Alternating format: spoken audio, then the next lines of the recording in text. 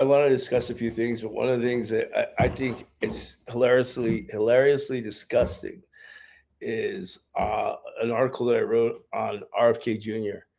And it turns out that the guy who's in charge of Health and Human Services has brain damage from a brainworm. But the only way that you can get a brainworm is by eating human feces and bad hygiene. So the most disgusting man with terrible hygiene in the world is in charge of Health and Human Services, and he's telling us how to handle our meat and how to cook. The guy who who is handling pork, or well, the only way that you could really get this brainworm, apparently, through the research that I did, is by eating human feces.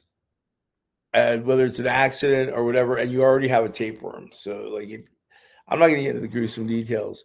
I'm saying the most disgusting man in fucking the United States is giving us advice on healthcare and hygiene. So that was something I thought was interesting. You can go check it out. But I think it disqualifies him completely. Somebody who doesn't even know how to wash his hands is leading, Health and Human Services. I think that's a immediate disqualifier. And the other thing is, on another topic, I want to discuss the obvious attacks on Hakeem Jeffries. I don't know his record that well. I mean, I haven't followed him his whole career, but I know the guy hasn't done really anything compared to all these Republican criminals that we have, in Congress right now, including Mike Johnson. And it's really a choice. Are you going to choose Mike Johnson or the first black Speaker of the House? And we've never had a black Speaker of the House. And these smear campaigns are being run by white men who are trying to smear him. And yeah, so what if you met with fucking Jared Kushner? But I'll tell you what, he's not going to step out of the way. And we should give a brother a chance. We should give a black man the opportunity to change history. And, who knows? Maybe he'll be good at it. Maybe he'll be bad at it. But I know he's not going to be any worse than Mike Johnson, the white man who's in charge. And that's the whole thing, is that everybody, I don't see any brothers attacking, Hakeem Jeffries. They're not saying anything, whether they like him or not. But who is attacking him? The white people are. Oh yeah, I'm not surprised he doesn't wash his hands. The guy, hold on. So the guy, he says that he eats things off the street, and then he says, "Well, street vendors." No, he literally eats carcasses off the fucking street. He has a permit for roadkills. This guy chopped a whale's head off, a beach whale, with a chainsaw and strapped it to the hood of his car and drove it home while whale blood is seeping in through the windows of his car. Yeah, his daughter's like, "Oh yeah, it's like normal," And he allegedly saw a woman hit a baby cub or a bear. He picks up the bear. He's gonna go skin it for the meat. Bear meat? Anyway, he says there's a freezer full of roadkill. How did I never see roadkill. If I do, it's like flat. Like there's no meat on that bone.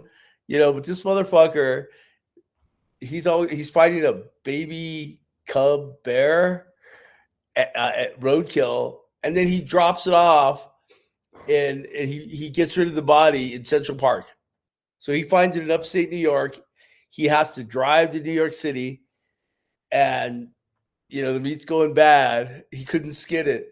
So he drops it off as a joke in Central Park. This guy's a fucking nutcase.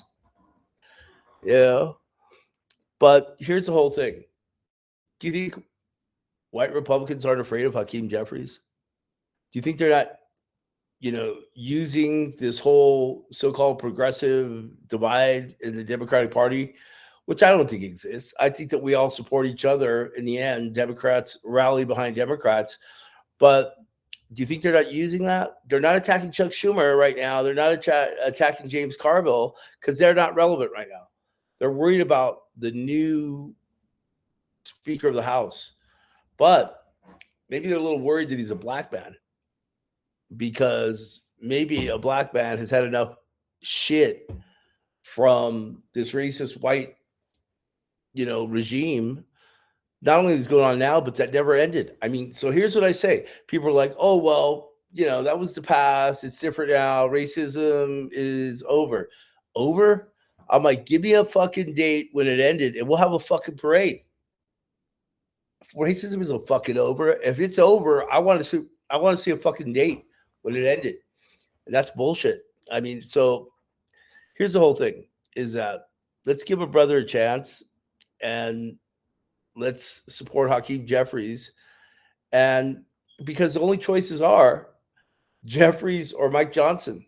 So do you want the white guy or do you want to support Hakeem Jeffries, who really doesn't have any, skeletons in his closet? Well, I know he's accepted some PAC money, but what politician hasn't accepted PAC money except for maybe a few that have been recently, who recently won primaries?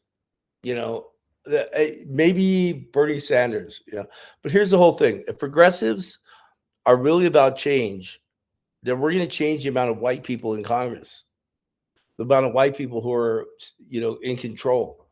And we're going to put some people of color in charge. Like we're going to like Hakeem Jeffries. Let's give brown people a chance to have a voice in the leadership. Let's let people of color plan it instead of white people planning everything for us, because they're writing our future. And I mean, if you notice, it's a barrage on Hakeem Jeffries, but I know he's going to be the first black Speaker of the House in history, and I'm not against that.